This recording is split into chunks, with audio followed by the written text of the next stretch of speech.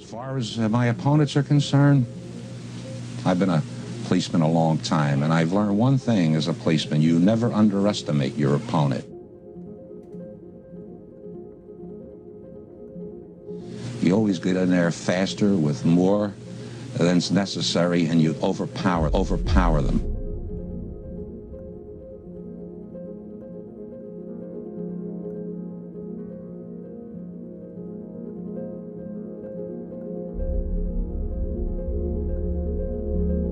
Police say the suspect was caught on surveillance camera. At the time, the suspect was wearing a red hooded sweatshirt. Meantime, we turn to our other big story here today. New clues in the all-out search for the gunman who ambushed a group of Philadelphia high school football players. Tonight, Philadelphia police say this 16-year-old is responsible for a months-long reign of gun violence which left 4 people dead. It's on the 600 block of Oregon Avenue. Shows multiple shooters get out of this dark-colored sedan and begin opening fire. Security video shows the moments 3 gunmen get out of a gray car and open fire. The boys are our endangered species. They're dying. They're dying in numbers. You will find that whether you're looking at health statistics or you're looking at criminal statistics, that is the black adolescent male who is the one that is doing the most dying. Dear black boys, thank you for not loving yourselves. Overpower them. Thank you for murdering one another in cold blood over nonsense. Who is the one that is doing the most dying. Thank you for keeping my prisons full. Thank you for leaving your mothers and children behind without anyone to protect and defend them. Thank you for leaving your sons without male role models in the home so that your cycle of misery continues. You make my job so much easier. I pray you never get your act together. Sincerely, white supremacy.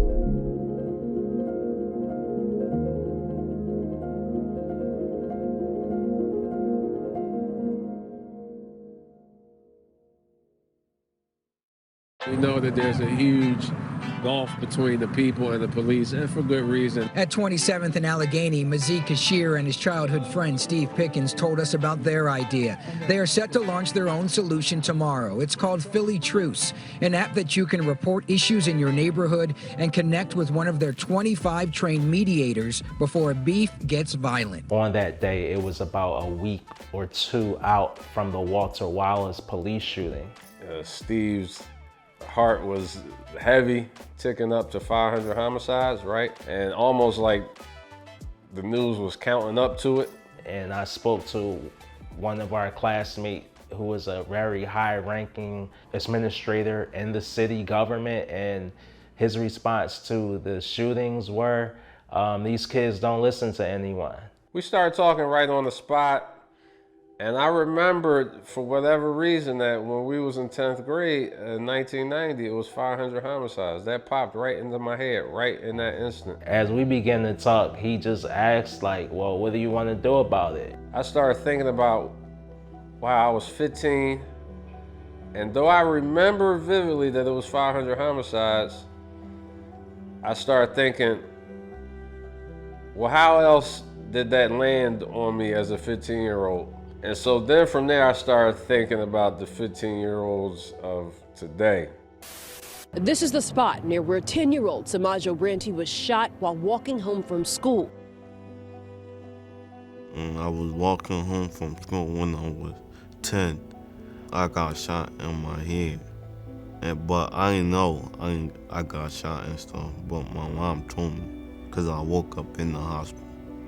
Yes. Not claiming it. Go that way yet. And he's still gonna be here. And please continue praying for my family and helping us out with everything. Yeah. The hope and pain of a mother praying that her 10-year-old son pulls through. Next thing I knew, there was a lady down the street holding the boy's back of his head. It was like overwhelming at times because I didn't understand a lot of stuff. A father walks us through what it's been like for nearly the last 4 months. I can't do everything that the other kids do. And sometimes they try to make fun of that, but I would say it haven't impacted me as that much. But like, if my friends trying to do something I can't do, so that impact.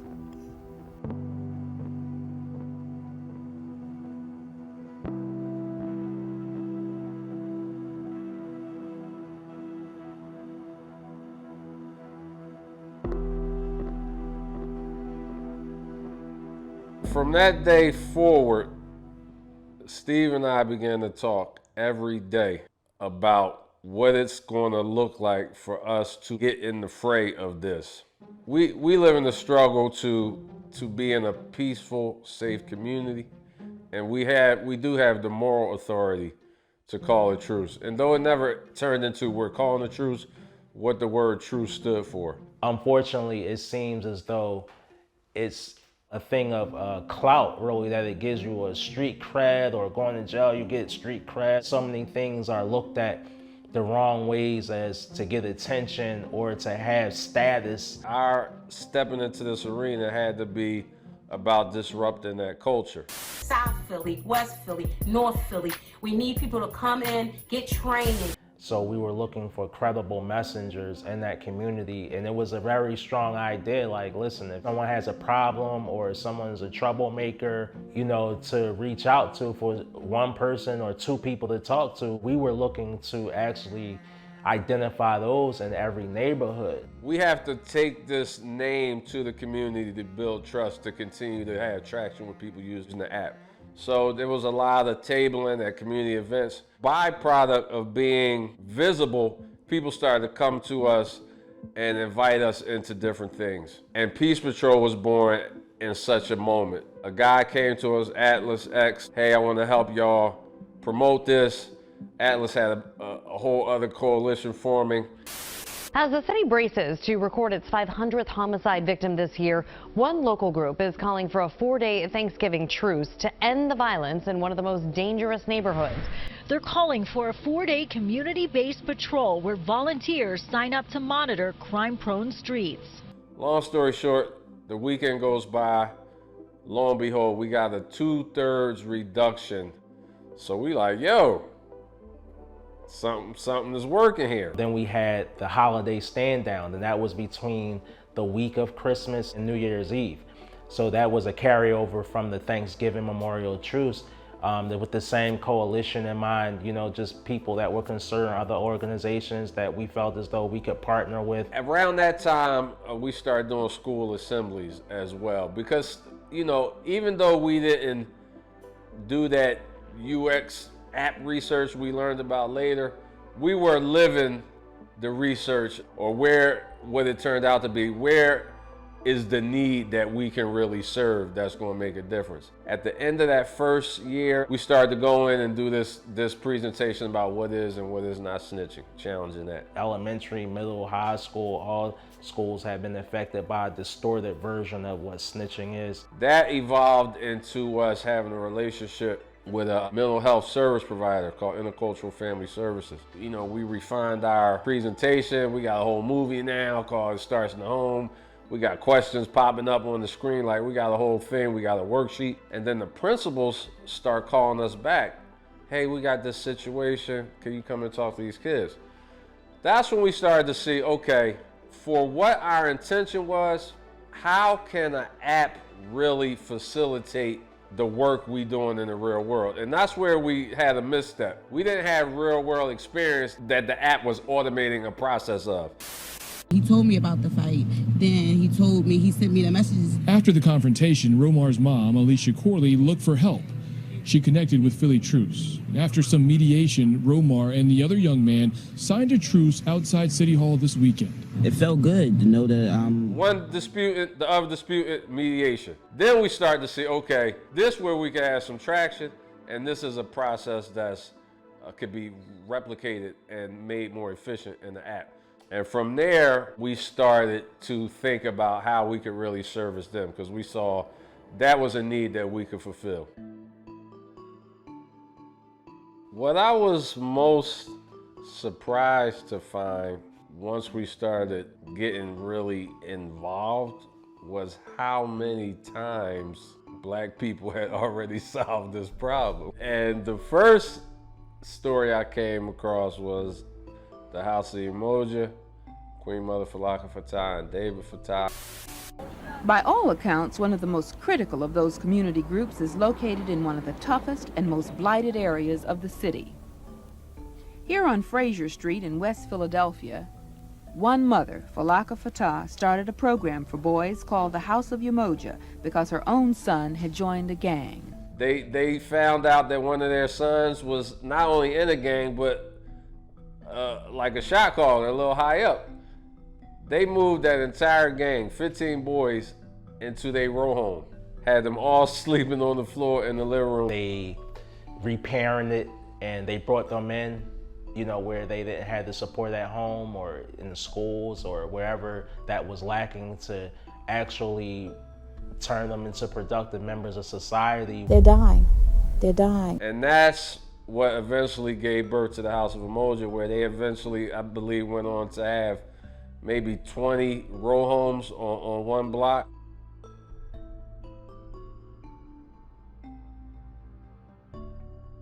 Their first big initiative was a gang summit, 1972.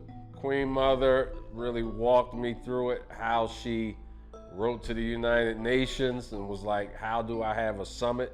How do I sit enemies in a room together? Got the instructions back from the United Nations, implemented that. And from February 9th of 72, I think for the next 60 days, they was able to get, I think, 500 gang members in a room together. And from then, for the following 60 days, there was a 28% reduction in homicide. So how did that go left? And if the people of this country can't get the ones that are there now to do it, then we ought to start looking around a little bit and electing men to high office that are going to overpower them. All the gang killings in this city since 1967 have been solved by police. Frank Rizzo got on the TV and claimed responsibility for it. Rizzo, by most accounts, is leading now. But because he was running for mayor at that time. I believe 72, he would have just been taking office. And before, his whole platform was like, I'm going to make all these gang members turn their weapons into the firehouse the moment I take office. Everybody loses their mind, start wilding out again. So they spent the whole year 73 researching how to do no gang war in 74. This is what I learned when I went to ask Queen Mother, how could we do a summit? That was our way of wanting to reach high-risk individuals that's in the community to give them a way out. We want to invite these guys. We want to take the engagement part out of y'all's hands, because you're not going to be effective knocking on people's door with the cops. Let us do it as the community. They didn't want to do it. That approach right there, Queen Mother was like, I'm not feeling that. So she like, I can't really help you no more with this summit. So then we was on our own. Got an open warrant? You absconded from parole or probation? You need to talk to us before them people talk to y'all. Go to safecitynow.com, sign yourself up, see if you qualify for legal relief. It's time to get out these streets, y'all. Come get this help. Go to safecitynow.com. We didn't get the cooperation that was necessary from, you know, the city agencies in order to guarantee that they would get those incentives that we were going to offer them. So then we like, man, we got our summit planned and we ain't got no target audience. But by the grace of God, we keep working. And the Safe City Boys actually came about as a pivot from the summit due to a lack of cooperation, and with the assemblies that we were doing around a movie called It Starts in the Home, because that's what so many people say about the behaviors that are carried out in the schools and in public, in the streets. The Safe City Board is a community to help our community resolve conflict without violence, and it teaches us a very important lesson, how to help our community and stop the violence and stop killing one another. I'm only out here because I believe y'all can do something in this community. I'm not used to training young men. I'm used to training men. But I want to try to lend some of my expertise to y'all so y'all don't look like a gang walking through North Philly. You understand what I'm saying? You want to make sure you're walking with somebody that's going to look you in your eyes. All right? So let's do that again. Shake your hands, look each other in the eyes. Mr. Steve, he teach me a lot of new stuff when we going on the way to work. And Mr. Mosby, I appreciate him because he like the whole one that thought about the organization and like bring it to life. So how do you think that plays onto your ultimate purpose? I can tell my story. I think it helped me out how to figure out to find the Safe City Boy and how to join the organization. Cause if I didn't get shot, I wouldn't even thought about joining them, the Safe City Boy.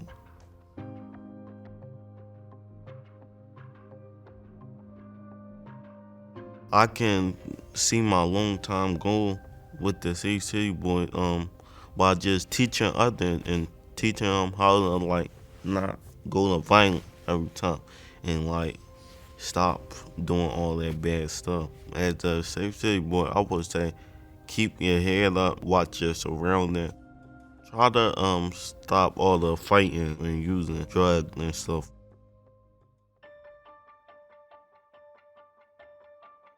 When that stat was shared with me, I think the first thing I did was took out my calculator and added up what that looked like. 50 times 350. And we know many years were more than 350. That's the average. And I guess that's what. And I started thinking about if 85% of them that lost their life prematurely were black, how much instability that represents for us as a community. And then when you really hone in on those were men, what lack of guidance, what lack of protection, what lack of sturdiness that men provide to a situation. And some part of me just wept. I'm positive in other parts of the country is the same way, if not worse. You know, we just don't want to always just talk about, you know, what the good is, because if we don't talk about the bad and the history of the bad, obviously over the last 50 years, then we'll never get to a point where we can right all the wrongs that were done historically to black people.